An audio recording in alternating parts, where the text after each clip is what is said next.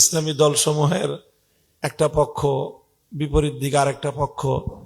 সেই হিসাবে এই কথাটা কিন্তু খুব মাঠে আনার চেষ্টা করা হইতেছে যে আমরা ধর্মকে ব্যবহার করি। বিশেষ করে একটা কথা, যে এই যে ইমানের প্রশ্ন, জান্নাত জাহান্নামের প্রশ্ন, এই দুইটা বিষয়ে কিন্তু খুব সতর্কভাবে মন্তব্য করতে হবে। যেখানে ভোট দিলে ইমান থাকবে, ভোট না দিলে ইমান থাকবে না। তারপরে এই ভোট দিলে জান্নাতে চলে যাবে, আরে ভোট দিলে জাহান্নামে চলে যাবে। এই ইমান, কুফুর, জান্নাত, জাহান্নাম, এই চারটা বিষয়ের ব্যাপারে আমরা খুব খুব সতর্কভাবে বলা যায় যে এই যে অনেকেই বললেন যে মাসালাটা, এই দৃষ্টিভঙ্গিটা সুন্দরভাবে উপস্থাপন করা, যে যাকে ভোট দিলে মানুষের ফায়দা হবে, কল্যাণ হবে, দ্বীনের ফায়দা হবে, তাকে ভোট দিতে শরীয়ত উৎসাহিত করে, ইসলাম নির্দেশ দেয়।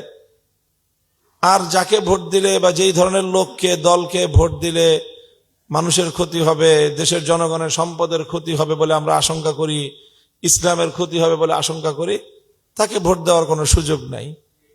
এই জাতীয় ইস্তেলাহাত আমরা ব্যবহার করি।